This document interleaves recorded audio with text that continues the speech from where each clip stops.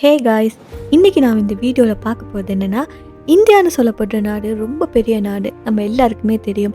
So அந்த இந்தியாவில் இருக்கக்கூடிய வியர்டஸ்டான மேரேஜ் ரிச்சுவல்ஸை பற்றி தான் இன்றைக்கி நம்ம இந்த வீடியோவில் பார்க்க போகிறோம். ஸோ இந்தியாவோட கலாச்சாரம், பாரம்பரியம், சடங்குகள் இது எல்லாமே ஒரு படி யூனிக்காக தான் இருக்கும் மற்ற நாடுகளை பார்க்க. ஆனால் அங்கே இருக்கிற சில கல்யாண சடங்குகளை கேட்குறப்ப ரொம்பவே வியர்டாகவும் அதையும் விட ரொம்பவே யூனிக்காகவும் இருக்கும். ஸோ அப்படிப்பட்ட கல்யாண சடங்குகளை பற்றி தான் நாம் இந்த வீடியோவில் பார்க்க போகிறோம். முதலாவது பார்த்தீங்கன்னா, மங்களிக் தோஷம்னு சொல்லக்கூடிய மணமகளை ஒரு மரத்தோட கல்யாணம் பண்ணி வைக்கிற ஒரு சம்பிரதாயம்.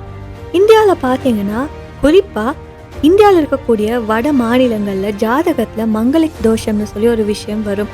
அதாவது மங்கள கிரகம் ஜாதகங்களில் சில இடங்களில் அந்த பொண்ணோட கல்யாண வாழ்க்கை நிம்மதியாக இருக்காது. அவங்களோட கணவருக்கு அவங்க ஒரு துரதிர்ஷ்டம்னு சொல்லி அந்த ஜாதகத்தில் சொல்லப்பட்டிருக்கும். ஸோ அதனாலே அந்த தோஷம் ஒரு பொண்ணு மேலே இருக்கிறதால அவங்கள முதல்ல ஒரு மரத்தோட கல்யாணம் பண்ணிடுவாங்க. இது பெரும்பாலுமே வாழை மரம், பிலா மரம் இல்லைனா நீண்ட ஆயுளுள்ள மரங்களோட இந்த கல்யாணம் நடக்கும். ஸோ அந்த கல்யாணம் முடிச்சதுக்கு அப்புறமா அந்த மரத்தை வெட்டிடுறாங்க.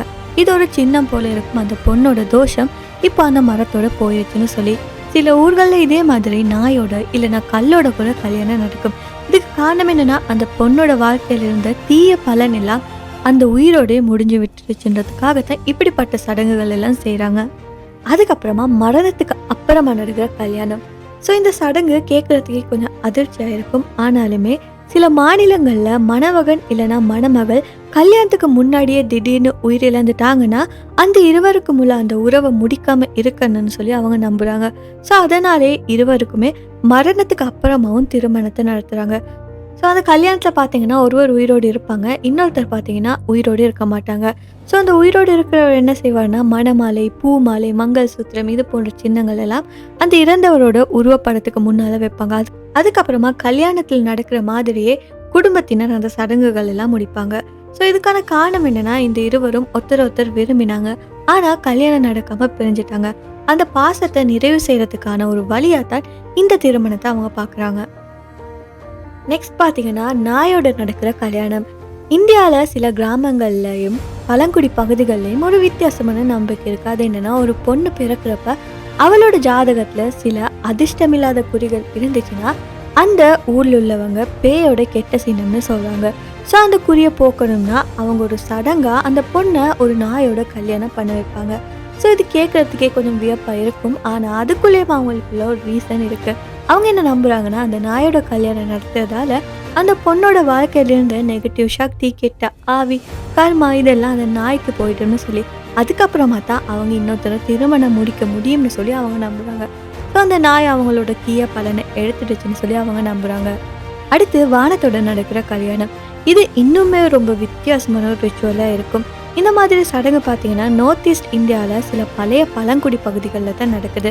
ஒரு ஆணோட ஜாதகத்தில் விமான விபத்து இல்லைனா போரில் ஏற்படக்கூடிய மரணம் மாதிரியான தீய குறிகள் இருந்துச்சுன்னா அந்த குறியை போக்கன்னா அவனை வானத்தோட கல்யாணம் பண்ணி வைக்கணும்னு சொல்லி அவங்க நம்புகிறாங்க. இந்த சடங்கு பார்த்தீங்கன்னா ரொம்பவே சிம்போலிக்காக இருக்கும். ஏன்னா அவங்க வானத்தை தான் ஒரு உயிருள்ள சக்தி மாதிரி பார்க்குறாங்க. வானம் தான் அந்த ஆணை பாதுகாக்கும், ஏன்னா அந்த ஆணுக்கு எதுவுமே ஏற்படாமல் வச்சுக்கும்னு சொல்லி அவங்க நம்புகிறாங்க. ஸோ இந்த சடங்கில் அந்த ஆணை ஸ்கை டிரெக்ஷனுக்கு ஃபேஸிங்காக வச்சு பூஜை பண்ணுவாங்க. கொஞ்சம் பூக்கள், அரிசி, நெய் இது மாதிரி எல்லாம் எடுத்து ஆசீர்வதித்து வானத்தோட வழிபாடு கல்யாணம் மாதிரி நடத்துவாங்க. இப்போ இந்த மாதிரியான கல்யாண சடங்குகள் எல்லாம் நாம் கேட்குறப்ப கொஞ்சம் வியப்பாகவும் சில சமயம் ரொம்பவே நகைச்சுவையாகவும் இருக்கும். ஆனால் உண்மையிலே பார்த்தா இதெல்லாம் பழைய தலைமுறையில் இருந்து வந்த ஒரு நம்பிக்கையோட விளைவாக இருக்குது. அந்த காலத்தில் இருந்த மக்கள் பார்த்தீங்கன்னா இயற்கையோட, கிரகங்களோட, சக்திகளோட ஒரு இணைப்பாக வாழ்ந்தாங்க.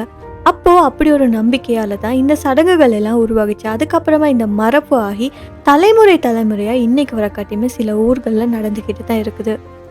ஸோ இந்த ரிச்சுவல்ஸில் எது உங்களுக்கு ரொம்பவே வியர்டாக இருந்துச்சுன்னு சொல்லி கமெண்ட்டில் சொல்லுங்கள். இந்த வீடியோ பிடிச்சிருந்த மறக்காம இந்த வீடியோ லைக் பண்ணி, ஷேர் பண்ணி நம்ம சேனலையும் சப்ஸ்கிரைப் பண்ணிக்கோங்க.